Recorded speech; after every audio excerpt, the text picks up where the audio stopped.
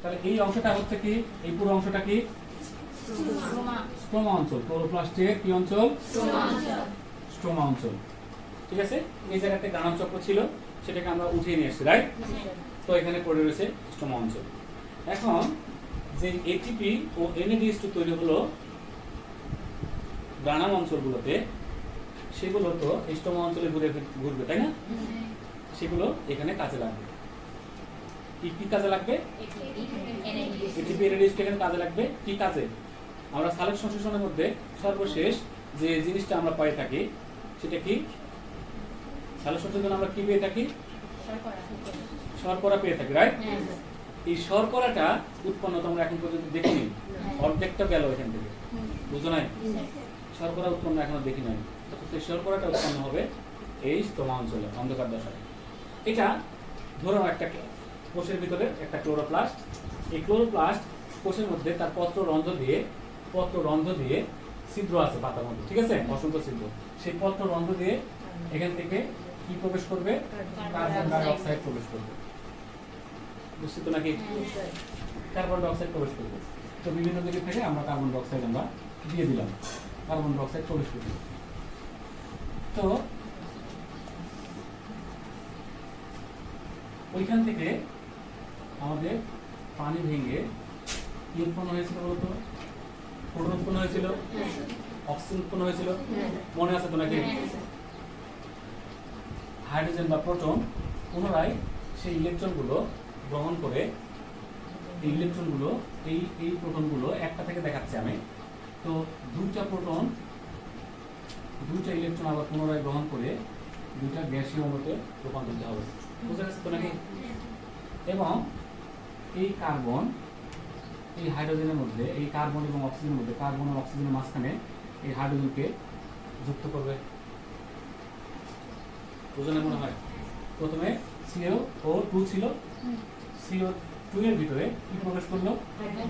Hydrogen প্রবেশ করে গেল, রাইট? এটা কিন্তু যা দেখালাম এত সুন্দর বড় হয়নি, বুঝো নাই? আমি কাকে ফোন করতে চাইলাম, একটা গুলি করে দিলাম, ঠাস করে চলে গেল, তার কোনো ঝামেলাই নাই। ব্যাপারটা এরকম না, কোনের পরে কি আছে, তার আগে কি আছে, এগুলো বুঝতে হবে নাকি? আর এও যে কার্বনটা হাইড্রোজেনটা গ্রহণ করলো, এটা কিন্তু একটা ভাবে না, এখানে অসংখ্য বিক্রিয়া, রাসায়নিক বিক্রিয়া আছে, জৈব রাসায়নিক বিক্রিয়া, যেটা তোমাদের ক্লাস মানে SSC লেভেলে এগুলো কিচ্ছু দেওয়া নেই। তবে দু একটা কথা উল্লেখ আছে, বুঝা গেছে? জাস্ট ওইটুকু বুঝলেই তোমাদের জন্য রেজাল্ট ভালো হবে। তো এই যে কার্বন, বায়ুমণ্ডলের কার্বন, হাইড্রোজেন প্রবেশ করে গেল, বুঝা গেছে? তাহলে আমরা একটু দেখি যে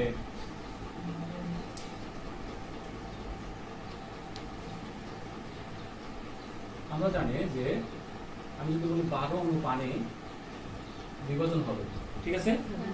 তাহলে 12 অণু থেকে আমাদের 12 অণু H2 চলে আসবে, 6 অণু, সরি 6 অণু আসবে, 6 অণু, বুঝো নাই? 2 অণু পানি থেকে, একটু আবার বলি, 2 অণু পানি থেকে প্রোটন তৈরি হবে কয়টি? 2টি। তাহলে আরো 2 অণু থেকে তৈরি হবে কয়টি? কয়টি তৈরি হবে? 2টি, রাইট? তাহলে এই 2টি ভেঙে আমি যদি 2টি মিলে এই 2টিটাকে এইভাবে লিখি, এবং এখানে যদি আমি 2টা ইলেকট্রন দিয়ে দিই, এখানে একটা, তাহলে পরবর্তীতে এরা কি আকার ধারণ করবে? একটি অণু, এক অণু, তাই না? তাহলে 2 অণু প্রোটন আসতেছে 2 অণু পানি থেকে। আমি যদি বলি 2 অণু পানি থেকে কয় অণু হাইড্রোজেন উৎপন্ন করতেছে? 1 অণু হাইড্রোজেন গ্যাস উৎপন্ন করবে, 1 অণু হাইড্রোজেন গ্যাস। এখানে প্রোটন বললে ভুল হবে, রাইট? 1 অণু হাইড্রোজেন গ্যাস। তাহলে আমাদের এই বিষয়টা আমরা বুঝে গেলাম যে 12 অণু থেকে আমি কি কারণে এখানে 6H2 6H2 লিখলাম, বুঝছি কিনা? এটা কেন লিখলাম আমি? 12 অণু পানি এটা তৈরি হলো, এটা মনে রাখলো, বুঝতে পারছো নাকি? তো আমরা এখানে হাইড্রোজেন আমাদের কয়টা আছে? 6 দিয়ে গুণ করলে 12টা। ওকে, তাহলে বাতাস থেকে যে এই স্ট্রোমা অঞ্চলে কার্বন ডাই অক্সাইড এসে বসে রয়েছে, সেটা প্রাথমিক যে গ্রাহক অণু, তার নাম হচ্ছে রাইবোলোজ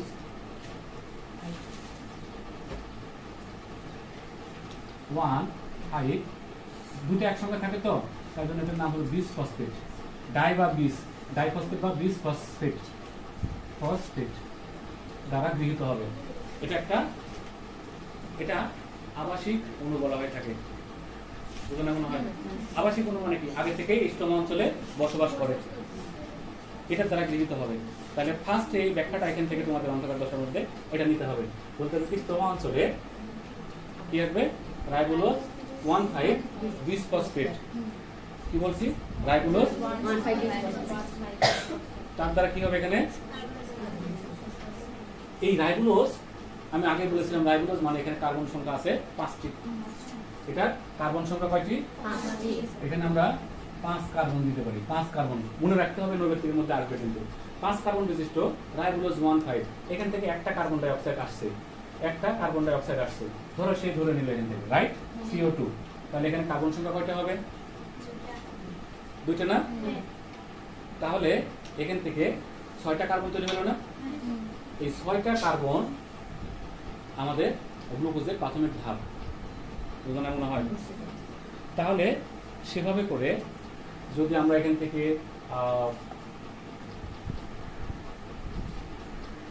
5 অণু 5টি রাইবোলোজ 1,5 আর 5টা যদি কার্বন ডাই অক্সাইড এখানে যদি প্রবেশ করে যায় 5 অণু করে, তাহলে 5 এর সাথে তাহলে কার্বন সংখ্যা কয়টা হয়ে যাচ্ছে? 6টা না? তাহলে 5 অণুর সাথে 5 গুণ 6, তাহলে কার্বন মোট কয়টা হবে? 30টা না? প্রত্যেক ধাপে ধাপে একই সঙ্গে ঘটে, বাট হিসাবটা ওইভাবে করতে হয়। বোঝা গেছে তো? ওইভাবে হিসাব করতে হয়। তাহলে এটা বলার দরকার নেই, 5 অণুটা বলার দরকার নেই, ওইগুলো কিচ্ছু বলার দরকার নেই।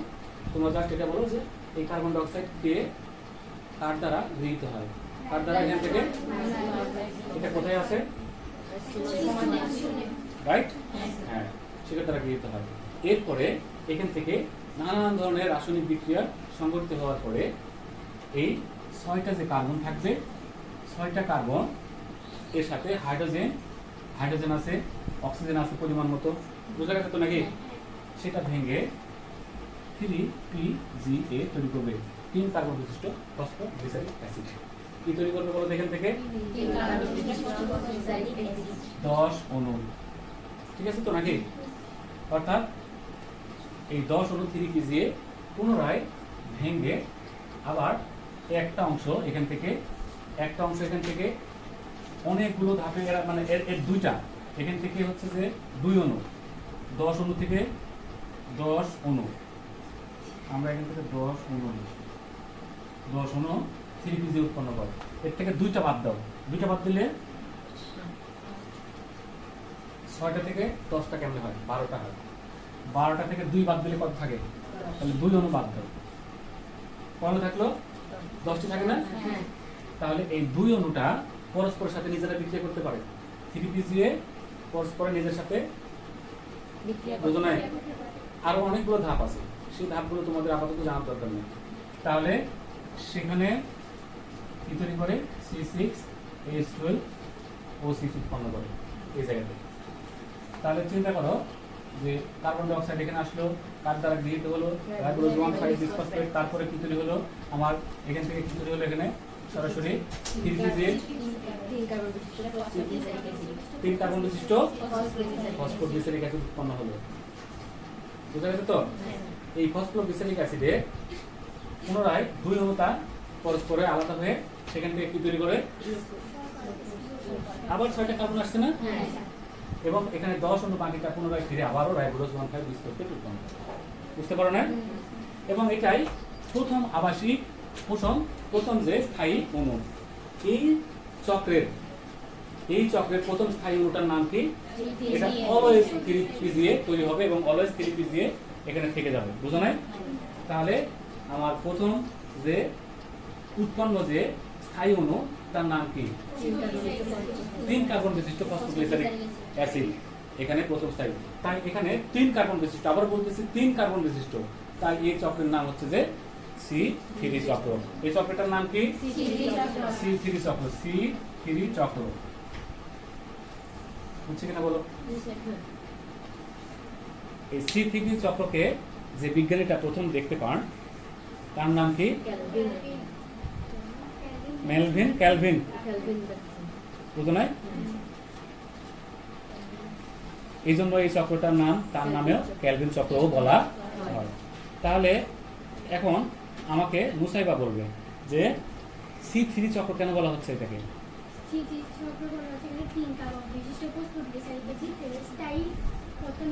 স্থায়ী পদার্থ হিসেবে উৎপন্ন হয়, রাইট? এটা ওইখান থেকে আরেকটু ভালো করে বললে বলা যায় যে যখন অন্ধকার দশায়, কি দশায়? কার্বন আত্মীকরণ বা কার্বন বিজারণ প্রক্রিয়া। কেন কার্বন বিজারণ প্রক্রিয়া? এখানে কার্বন কি গ্রহণ করলো? এখানে কার্বন এবং অক্সিজেন, এই যে কার্বন এবং কার্বন ডাই অক্সাইডে কার্বন আর অক্সিজেন কিন্তু এইটা, রাইট? মাঝখানে কি ঢুকে গেছে? যে হাইড্রোজেন ঢুকে গেছে, রাইট? বিভিন্ন এনজাইমের সহায়তায়। তো হাইড্রোজেন যদি কেউ গ্রহণ করে, কার্বন ডাই অক্সাইড কিন্তু এই কার্বন এবং অক্সিজেন থেকে আসলো, বাতাস থেকে না। দেখো এখানে কি আছে? এই কার্বন ডাই অক্সাইড কোথা থেকে আসছে? আর হাইড্রোজেনটা কোথা থেকে আসছে? পানি থেকে। বা সেখানে অন্যান্য যে কোনো জায়গা থেকে আসুক, উৎস ওটা তোমার জানার বিষয় নয়। বা সে হাইড্রোজেন গ্রহণ করছে কিনা, কার্বন ডাই অক্সাইড। যদি কেউ হাইড্রোজেন গ্রহণ করে তাকে আমরা কি বলবো? এই কার্বন বিজারণ দশা মোট তোমাদের বইয়ে 3 প্রকার আছে। আধুনিক আরো অনেকগুলো প্রকার আছে। 4টে উপরে ক্লাসে গেলে 4টা প্রকার পাবে, বুঝা গেছে? এক হচ্ছে যে একটা দশাকে C3 চক্র, আরেকটা হচ্ছে যে C4 চক্র, আরেকটা কি CAM, ক্র্যাসুলেশন অ্যাসিড মেটাবলিজম, রাইট? এটা পৃথিবীর সকল উদ্ভিদে C3 চক্র অনুষ্ঠিত হয়। কথা বোঝো নাই? পৃথিবীর সকল উদ্ভিদের কোষগুলোতে তার যে স্থলাঞ্চল, সেখানে কি হয়? C3 চক্র হয়। C3 চলমান থাকা অবস্থাতেও পাশে আরো কিছু এক্সট্রা কোন উদ্ভিদে কিছু তাদের এনজাইম বা রাসায়নিক উপাদান থাকার কারণে সেখানে অন্য আরেকটা গতিপথ সৃষ্টি হয়েছে। সেগুলোকে একটা হচ্ছে যে C4 এবং একটি CAM, ক্র্যাসুলেশন অ্যাসিড মেটাবলিজম। বুঝা গেছে? তো C4টা সেখানে অতিরিক্ত কার্বন ডাই অক্সাইড উৎপন্ন করে নিজের যৌগের মধ্যে। সে নিজে কি তৈরি করে? কার্বন ডাই অক্সাইড উৎপন্ন করে। অথচ বাতাস থেকে কার্বন ডাই অক্সাইড নিচ্ছে পৃথিবীর সকল উদ্ভিদ, কিন্তু সে নিজেই কার্বন ডাই অক্সাইড তৈরি করে C4 এর মধ্যে। সেগুলো যেমন আখ, অ্যামারেন্থাস, মোটা ঘাস, নটে ঘাস। বুঝা গেছে? এই কটা মুখস্থ রাখলে। ভুট্টা আছে, আখ, ভুট্টা, দেখবা যে এগুলোর রস খুব মিষ্টি হয়। কারণ কি? আখ থেকে চিনি উৎপন্ন হয়, রাইট? এগুলোতে অতিরিক্ত পরিমাণে তারা শর্করা তৈরি করে। এটাই তো চিনি নাকি? বুঝো নাই মনে হয়? কারণ কি? কার্বন ডাই অক্সাইডের পরিমাণ যত বৃদ্ধি হবে, সেখানে সে কার্বন তার বিজারণটাও বেশি হবে, অর্থাৎ হাইড্রোজেন সে বেশি বেশি গ্রহণ করবে। যত কার্বন ডাই অক্সাইড আসবে তত বেশি বেশি কি হবে? সেখানে গ্লুকোজ উৎপন্ন হবে। এটা তো চলমান আছে। এটা যেমন আম, জাম, কাঁঠাল, এগুলোর মধ্যে সবগুলোই, পৃথিবীর সবগুলোই উদ্ভিদই কি? C3 উদ্ভিদ। বাট সকল উদ্ভিদই C4 উদ্ভিদ নয়। এটা একটা প্রশ্ন আসে যে পৃথিবীর সকল উদ্ভিদই C3 উদ্ভিদ, কিন্তু সকল উদ্ভিদই C4 উদ্ভিদ নয়। আবার এটা আসে যে সকল C4 উদ্ভিদই C3 উদ্ভিদ, কিন্তু সকল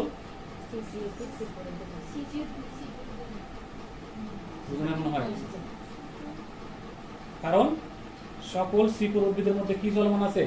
C3 চলমান আছে, রাইট?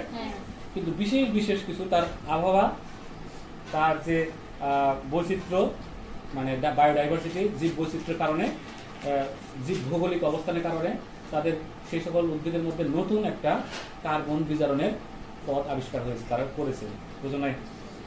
সেগুলো উদ্ভিদ যেমন CAMP কোথায় হয়? ক্যাকটাস উদ্ভিদ, অর্থাৎ মরুভূমির উদ্ভিদের মধ্যে কি দেখা যায়? CAM দেখা যায়। আবার বলতেছি, CAMটা কোথায় বেশি দেখা যায়? মরুজ উদ্ভিদে। ক্র্যাসুলেশন অ্যাসিড নামক একটি অ্যাসিড উৎপন্ন করে, তার মধ্যে দিয়ে কার্বন কি করে? বিজারণ করে। বুঝো নাই? তাহলে কার্বন বিজারণ যত বেশি হবে তত কি উৎপন্ন হবে? তত বেশি শর্করা উৎপন্ন হবে। তো আম, জাম, কাঁঠাল এগুলো পাতা খেয়ে দেখবা যে খুব একটা বেশি মিষ্টি না, কিন্তু তিতা কিছু কিছু আছে। কিন্তু আমের ফল ওই যে শর্করা উৎপন্ন করে, ফলের মধ্যে জমা রাখে শর্করা। কিন্তু আখের পুরো শরীরটাই মিষ্টি, বুঝো না মনে হয়? মিষ্টির পুরো শরীরটা তো মিষ্টি হবে, তাহলে সেখানে কিন্তু C4, রাইট? আবার দেখবা যে ওই যে মারিচ শাক আছে না তোমাদের এলাকায় বলে, কাঁটা আছে দেখবা, এক ছোট গাছ কিন্তু কাঁটা ফেলে দিয়ে শাকটা খেতে হয়, কাঁটা ফেলে আগে কাঁটাটা আলাদা করে নিতে হয়, মায়েরা দেখবে, ঠিক আছে? ওইটা নটে ঘাস বলা হয়, অরিজিনাল নামটা হচ্ছে যে নটে, বুঝো না? আমরা যে ডাঁটা শাক বলি না, এটাও ওই ডাঁটারই ওটারই একটা প্রজাতি। তো নটে শাক, তারপরে তোমার হচ্ছে যে অ্যামারান্থাস, ভুট্টা, ভুট্টার পাতা, ভুট্টার যে কচি পাতা দেখবে অনেক মিষ্টি, ঠিক আছে? তারপরে আখের কথা তো বললামই, বুঝো না মনে হয়? এদের মধ্যে কেন এত বেশি মিষ্টি হয় দেখো, কার্বন গ্লুকোজ কেন বেশি বেশি তৈরি হয়? কারণ সেখানে দুটো মেশিন আছে, কার্বন আত্মীকরণের বা কার্বন বিজারণের গতিপথ সেখানে কয়টা আছে? ওই সকল উদ্ভিদে, কিন্তু এটা খুব সীমিত উদ্ভিদ, সবগুলো উদ্ভিদে নয়।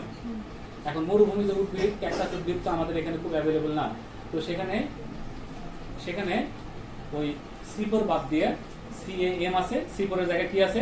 CAM, কিন্তু কমনটা কি আছে? কমন C3টা আছে, রাইট? তো C3 এর ভিতরে যে প্রক্রিয়াটা পুরোটাই দেখাবো এইভাবে।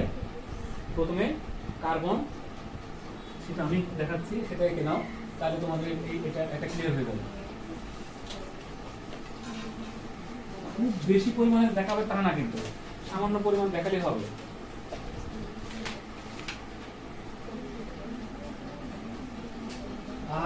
RUBP, এটা কি বলতো? RUBP, রাইবোলোজ,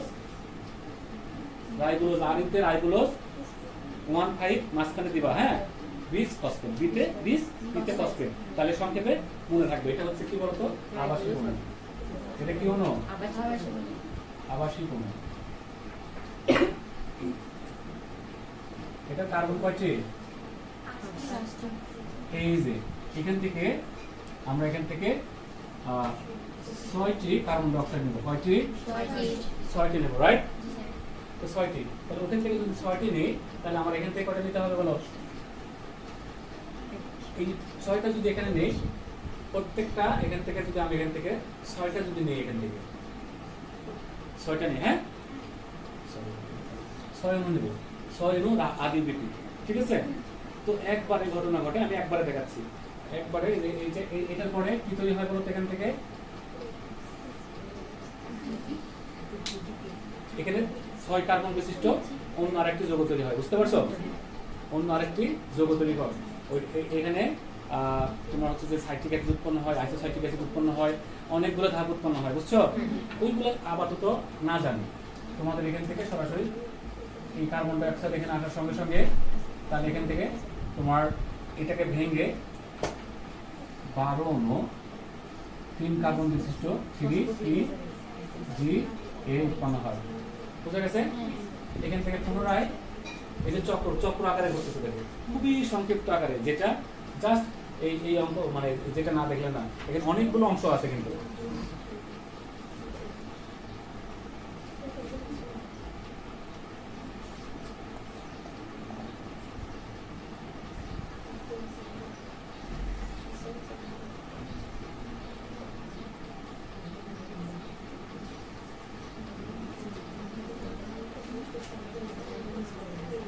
এটা 2 অণু মিলে, 2 অণু 3 কোন দিকে 2 অণু বোঝাবে? 3PGA। এই 3টা কিসের বলতো? কার্বন সংখ্যা। এই 3টা কিসের? কার্বন সংখ্যা, কিন্তু বুঝা গেছে? আর এই দুইটা মানে এরা কয়টি আছে? 2টি। তাহলে 3টা কার্বন আর 3টা কার্বন, মানে মোট কয়টা কার্বন এখানে এই পুরোটার মধ্যে? 6টা। বুঝা গেছে তো নাকি? ওকে, তাহলে এরা পরস্পরের সাথে বিক্রিয়া করে কি উৎপন্ন করবে জানো? এখানে ফ্রুক্টোজ 6 ফসফেট উৎপন্ন করবে। ফ্রুক্টোজ কি উৎপন্ন করবে? 2 অণু ফ্রুক্টোজ 6 ফসফেট।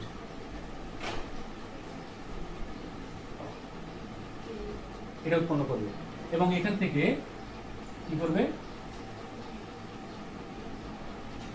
2 অণু নয়, সরি, এখানে 1 অণু, এখান থেকে C6H12O6 এটা উৎপন্ন করবে।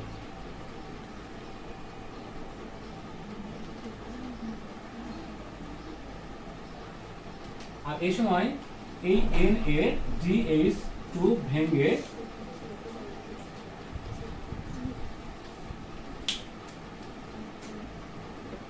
Na-G তৈরি করবে এবং এখান থেকে হাইড্রোজেনটা মুক্ত হবে। দেখো এখান থেকে হাইড্রোজেনটা বিয়োজিত হবে। জাস্ট এখান থেকে এখানে এটা দেখাইলে হবে যে NaDH2 ভেঙে কি হবে এখানে, কেন হবে জানো? এই যে কার্বন প্রবেশ করতেছে তার হাইড্রোজেন প্রয়োজন আছে না? একদিকে পানি সেও হেল্প করবে, অপরদিকে NaDH2 সেও হাইড্রোজেনটা মুক্ত করে দেবে এখানে। এটা হচ্ছে যে স্ট্রমা অঞ্চলে এই ঘটনাটা বুঝা গেছে তোমাকে? তাহলে ওইখানে উৎপন্ন হলো NaDH2 আর এখানে ছেড়ে দিল, অর্থাৎ NaDH2 যখন হাইড্রোজেন ত্যাগ করবে তখন আমার এখানে কি শব্দটা ব্যবহার করবে তুমি? এটা লিখতে হবে। অর্থাৎ আলোক দশার যে চক্রীয় অচক্রীয় ফসফোরাইলেশনের মধ্যে অচক্রীয় ফসফোরাইলেশনের মধ্যে NaDH2 উৎপন্ন হয়েছিল না? অর্থাৎ ওখানে বিজারিত হয়েছিল। আর অন্ধকার দশা আলোক দশাতে NaDH2 এটা নৈবের থেকে আসবে এবং এই অন্ধকার দশা বা আলোক নিরপেক্ষ দশাতে শেষে জারিত হবে। বুঝতে পারছো তো? আচ্ছা, সেখান থেকে সেই হাইড্রোজেনটা শেষে দেবে এবং এই সময়ে এই প্রক্রিয়াটা চলমানের জন্য শক্তির প্রয়োজন হবে। এখানে 2 অণু ATP খরচ হয়ে যাবে। আবার পুনরায় যখন এটা তৈরি হবে তখন এখান থেকে যে পি আছে না, ফসফেট আছে না, 3PJ মানে কি মানে ফসফেট আছে, সেই ফসফেটটা এই যে ফসফেটটা কোথা থেকে আসলো? ওই ATP ভেঙে ওইখানে কয় অণু, দুটো মিলে কয় অণু ATP ছিল? 2টা না? সেই 2 অণু ATP ক্রমাগতভাবে এখানে খরচ করতে থাকবে। অর্থাৎ ওইখানে যা উৎপন্ন হয়েছিল অন্ধকার দশায় গ্লুকোজ তৈরি করতে এসে সবগুলো এখানে খরচ করবে। বুঝা গেছে? তাহলে আমরা এখান থেকে লিখবো যে এখান থেকে ATP ভেঙে এই যে এখান থেকে ATP ভেঙে কি তৈরি হয়? যে মাথাটা দিব এখানে যেটা তৈরি হবে ADP।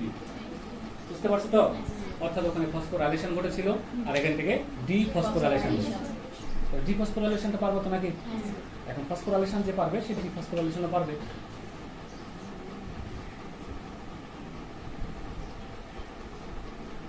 ছোট্ট করে একটা চক্র দিয়ে দিত, কেন চক্র আকারে এই প্রক্রিয়াটা উদ্ভিদ দেহের মধ্যে কি আকারে চলছে? ক্রমাগত চক্র আকারে চলতে থাকে। বুঝা গেছে? একদিক থেকে গ্লুকোজ বের হচ্ছে আর একদিকে আবার পুনরায় ওই আবাসিক অণু তৈরি হচ্ছে এখান থেকে ভেঙে, এখানে ভেঙে আবার কি তৈরি হচ্ছে? রাইবোজ 1,5। প্রথমে 5 ফসফেট হয়, রাইবোজ 5 ফসফেট তৈরি হয়, তারপরে পুনরায় রাইবোজ 1,5 বিসফসফেট তৈরি হয়, আবার পুনরায় সেটা ভেঙে কি তৈরি হয়? এখান থেকে সাইট্রিক অ্যাসিড, আইসোসাইট্রিক অ্যাসিড এটা তৈরি হয়। তারপরে পরে এসে সেটা ভেঙে ওটা 3 সেকেন্ড স্থায়ী হয়, ওই জন্য ওটার নাম দেওয়া হয় না। যে সাইট্রিক অ্যাসিডটা উৎপন্ন হয় তো 6 কার্বন বিশিষ্ট, সাইট্রিক অ্যাসিড মানে বুঝো তো ভিটামিন সি, তো ওইটা তৈরি হয়, ওইটা বেশিক্ষণ স্থায়ী নয়। সেই কারণেই এখানে সরাসরি ওইটা ভেঙে সাথে সাথে 6 কার্বন কেন বলতো? এখানে 5 কার্বন, দেখো এই পাশ থেকে আসতেছে একটা কার্বন, এখানে আমি দেখাচ্ছি 6 কার্বন, বাট এটা একসঙ্গে হিসাব করার জন্য। বাট আমি যদি একটা হিসাব করি আর এখানে যদি 5টা কার্বন ছিল, 5 আর 1 কয় কার্বন? 6 কার্বন। আর আইসোসাইট্রিক অ্যাসিড বা সাইট্রিক অ্যাসিড এগুলো 6 কার্বন বিশিষ্ট, সেটার সাথে সাথে অল্প সময়ের জন্য স্থায়ী হয়, কিন্তু স্থায়ী হিসেবে দীর্ঘভাবে এটা থেকে যায় হচ্ছে 3PJ, 3 ফসফোগ্লিসারিক অ্যাসিডটা থেকে যায়। তাই জন্য এটাকে কি বলা হয়? C3 চক্রের স্থায়ী অণু হিসেবে ধরা হয়। বোঝা গেছে? আর কোষের যে স্ট্রমা অঞ্চলে আগে থেকে থাকে কি বলতো? রাইবোজ 1,5 বিসফসফেট, ওই স্ট্রমা অঞ্চলে আগে থেকে থাকে, এই জন্য এটাকে কি বলা হয়? আবাসিক অণু। তো আবাসিক মানে যেখানে বসবাস করে, মানে আগে থেকে থাকে, তোমরা স্থানীয় যেগুলো, এটাকে কি বলা হয়? আবাসিক না? বুঝো নাই? আবাসিক না, আবাসিক মানে হলো বাইরে থেকে যারা বহিরাগত। তো বহিরাগত মানে কি? এখানে রাইবোজ তৈরি হচ্ছে না? তৈরি হচ্ছে। বুঝা গেছে? এটা হচ্ছে যে আবাসিক। আর স্থায়ীটাকে এই যে 3PJ, বুঝো না মনে হয়? এই 3PJ স্থায়ী। এবার আমরা C4 চক্রের মধ্যে আসি। C4 চক্র ডিটেইলসে আলোচনা করতে গেলে অনেক সময় লেগে যাবে, কিন্তু খুব সংক্ষেপে বলি, ওই যে সকল উদ্ভিদের কথা বললাম, এক ধরনের বিশেষ কলা আছে তাদের মধ্যে, বান্ডেল শীত কলা বলা হয়ে থাকে। কি শীত কলা বলা হয়ে থাকে? বান্ডেল শীত কলা বলা হয়ে থাকে। এই বান্ডেল শীত কলা তার নতুন একটি গতিপথ সৃষ্টি করে, যারা সেখান থেকে কি তৈরি করে? কার্বন ডাই অক্সাইড তৈরি করে। কি তৈরি করে? কার্বন ডাই অক্সাইড উৎপন্ন করে। সেই কার্বন ডাই অক্সাইড C4 এ তৈরি হয়, আর কিচ্ছু হয় না, শুধু কার্বন ডাই অক্সাইডই তৈরি করে। সে সাথে সাথে তার পাশে C3 কে ওই কার্বন ডাই অক্সাইড এই ঘটনার জন্য দিয়ে দেয়, অর্থাৎ C3 সম্পূর্ণ করার জন্য দেয়। এখন বুঝতে পারছো তো? আলাদা আসলে কিছু না। C8ও তাই, সেখানে কার্বন ডাই অক্সাইড উৎপন্ন হবে বেশি বেশি, এবং সেটা তার পাশে কিন্তু একই সঙ্গে পাশাপাশি চলতে থাকে, রাইট? এখানে মেসোফিল কলায় এই ঘটনা ঘটতেছে না? মেসোফিল কলাতে সে তার পাশের কোষ দুইটা কোষ পাশাপাশি থাকে, বুঝতে পারছো? প্যারেনকাইমা কোষ একটা থাকবে পাশে, তার পাশে একটা থাকবে হচ্ছে যে বান্ডেল শীত কোষ। বান্ডেল শীত কোষে কার্বন ডাই অক্সাইড উৎপন্ন হবে, সেখান থেকে তার যে ছিদ্র আছে, অর্থাৎ তার মানে কোষের ভিতরে যে ছিদ্রগুলো আছে কোষের যে প্রাচীরে, সেই ছিদ্র দ্বারা C3 কে কার্বন ডাই অক্সাইড প্রেরণ করবে। বুঝা গেছে? কারণ কি, সেখানে গ্লুকোজ তৈরি করছে, তার এখানে কি দরকার? বায়ুমণ্ডল থেকে কার্বন ডাই অক্সাইড যদি ঠিক মতো সাপ্লাই না হয়, তাহলে চক্রটা বন্ধ হয়ে যাবে। কিন্তু বন্ধ তো হয় না। বায়ুমণ্ডলে বর্তমানে বিশ্বে যে পরিমাণ কার্বন ডাই অক্সাইড কোনোদিনও ঘাটতি হবে বলে মনে হয় না, বুঝো না? সেখানে কার্বন ডাই অক্সাইড আসে, সেও নিজেও কার্বন ডাই অক্সাইড তৈরি করে তাদের বিষের একটা কলাপে। ফলে উভয় দিক থেকে কার্বন ডাই অক্সাইড পেয়ে সেখানে বেশি বেশি কি তৈরি হয়? গ্লুকোজ তৈরি হয়। এইটুক ঘটনা। এবং সেখানে 4 কার্বন বিশিষ্ট phosphoglyceric acid, অক্সালো acetic acid, 4 carbon বিশিষ্ট অক্সালো অ্যাসিটিক অ্যাসিড। কয় কার্বন বিশিষ্ট? 4 অক্সালো অ্যাসিটিক অ্যাসিড স্থায়ী অণু হিসেবে কাজ করে। তাই ওই অক্সালো অ্যাসিটিক অ্যাসিডের কার্বন সংখ্যা কত? 4। সেই কারণে C4 বলা হয়। সেই কারণে কি বলা হয় বলতো? C4। হ্যাঁ, আর এখানে C3 কেন বলা হচ্ছে? 3 কার্বন বিশিষ্ট ফসফোগ্লিসারিক অ্যাসিড তার স্থায়ী অণু, তাই না? স্থায়ী উৎপন্ন অণু, ঠিক আছে তো? এই যে এইটুকু ঘটনা, এই C4 এর মধ্যে তেমন কোনো ঘটনা নাই। C3টা, এই চক্রটা তোমার কেলভিন চক্র। কেলভিনটার নাম দেওয়া হয় কেন? বিজ্ঞানী ম্যাডলিন কেলভিন এই চক্র আবিষ্কার করে, তাই জন্য তার নাম অনুযায়ী কেলভিন চক্র বলা হয়ে থাকে। আর বিজ্ঞানী হ্যাসেলস্ম্যাক্স এরা দুজন আবিষ্কার করে, সেজন্য C4 কে কি বলা হয়? হ্যাসেলস্ম্যাক্স চক্র বলা হয়ে থাকে। পারা যাবে তো নাকি? এবং C3 ও C4 এর পার্থক্যগুলো দেওয়া লাগবে। কিভাবে দিবা? সকল উদ্ভিদই হচ্ছে C3 উদ্ভিদ, একটা পার্থক্য। C3 কাকে বলা হয়, কেন বলা হয়, এটা একটা পার্থক্য। হ্যাঁ, C3 স্থায়ী অণু হচ্ছে যে 3PJ, আর C4 এর স্থায়ী অণুটা হচ্ছে যে 4 কার্বন বিশিষ্ট অক্সালো অ্যাসিটিক অ্যাসিড।